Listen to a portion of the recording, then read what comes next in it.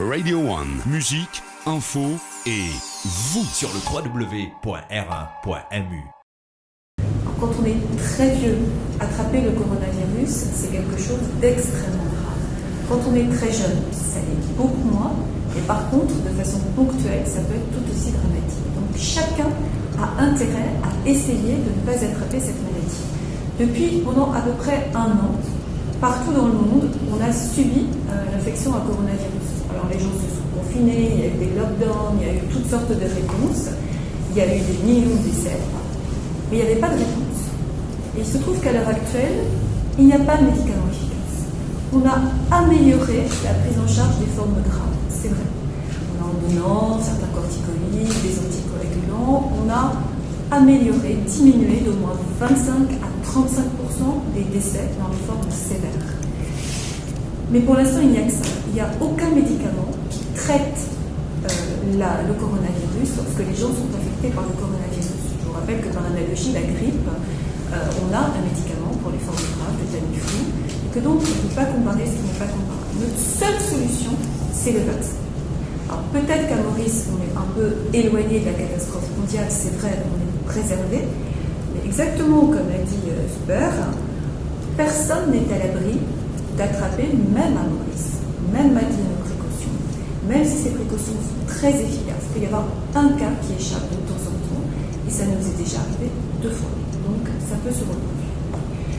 Alors, le vaccin, il est particulièrement recommandé, et c'est pour ça que le gouvernement mauricien a choisi d'ouvrir d'abord à cette catégorie chez les gens âgés, on comprend pourquoi, je vous ai parlé des décès, et chez les gens qui ont ce qu'on appelle des comorbidités. Les comorbidités, c'est j'ai une maladie chronique en fait, dont on sait qu'elle me fragilise et que je deviens une personne à risque de maladie grave ou de décès au coronavirus, même si j'ai 20 ans, même si je suis un enfant. Donc, quelles sont ces pathologies? Zuber vous l'a dit. Donc, il y a toutes les maladies respiratoires. Alors, c'est la bronchite chronique, c'est l'asthme, c'est la mucoviscidose, ce sont toutes ces maladies donc respiratoires. Il y a toutes les maladies cardiaques, cardiovasculaires, donc tous les gens qui ont des problèmes d'insuffisance cardiaque, qui ont des problèmes de coronaire, c'est-à-dire les artères du cœur qui sont bouchées et qui peuvent entraîner des infarctus, mais aussi tous ceux qui peuvent avoir des accidents vasculaires cérébraux, tous ceux qui sont obèses aussi. Alors sur les patients cardiaques, je vais vous dire quelque chose. Je voulais dire qu'il a couru des bruits comme quoi les gens qui sont sous ce qu'on appelle anti-agrégants plaquettaires, c'est-à-dire c'est un peu comme de l'aspirine, ça empêche les plaquettes, qui sont des petits éléments du sang, de se mettre les uns avec les autres pour faire un caillou. On donne ça aux gens cardiaques parce qu'ils ont des risques de faire des cailloux. Ce n'est absolument en aucune façon une contre-indication à la vaccination. Au contraire, les gens qui ont des pathologies cardiaques doivent se faire vacciner. L'aspirine et les équivalents d'aspirine, ça fluidifie un tout petit peu le sang. Il suffit d'appuyer un tout petit peu à l'endroit du vaccin et ça n'a jamais été une contre-indication. Jamais. Les gens qui ont des anticoagulants, c'est-à-dire autre chose, l'héparine, des choses comme ça, qui sont très rares, eux, ça n'est pas non plus une contre-indication, mais il faut quand même prendre un certain nombre de précautions, donc ce n'est pas de la vaccination tout venant. Et ceux qui ont des anti-agrégants plaquettaires, ils peuvent très bien aller se faire vacciner, et non seulement ils peuvent, mais ils doivent pour se protéger. Après, il y a les gens qui ont des déficits immunitaires. Alors, j'y tiens parce que c'était indiqué comme contre-indication. Les gens qui ont eu de la chimiothérapie, les gens qui ont des traitements immunosuppresseurs, les gens qui sont sous corticoïdes doivent se faire vacciner. Ils font partie des gens très à risque.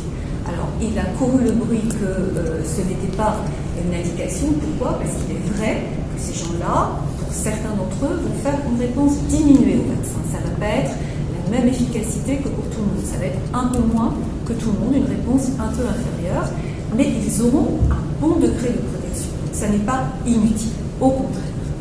Bon, et puis après, il y a une très bonne indication des gens qui ont des insuffisances rénales et les gens qui sont hémodialysés, qui font le rein artificiel. Pour eux, c'est extrêmement important aussi. Et puis, il y a les gens qui ont des maladies auto-immunes, qui fabriquent des anticorps contre eux-mêmes, comme certains rhumatismes, comme le lupus, comme des maladies comme ça. La liste que je viens de donner, elle n'est pas exhaustive. Évidemment que quand on a une pathologie chronique, on est éligible à cette vaccination. On doit se faire vacciner pour soi-même. Ça, c'est les gens qui doivent se faire vacciner.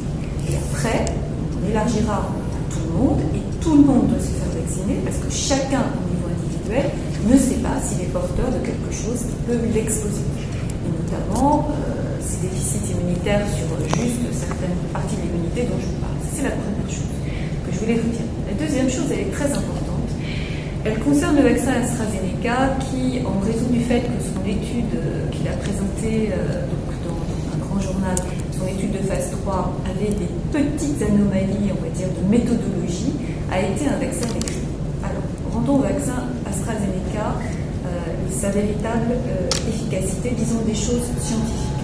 Premièrement, on a appris que lorsque on ne fait pas, comme dans le début des essais vaccinaux, le vaccin de rappel 28 jours, comme c'était le cas initialement, après la première dose, mais 3 mois après, 12 semaines après, on passe d'une efficacité de 62% à une efficacité de 82%. Radio One sur le www.r1.mu.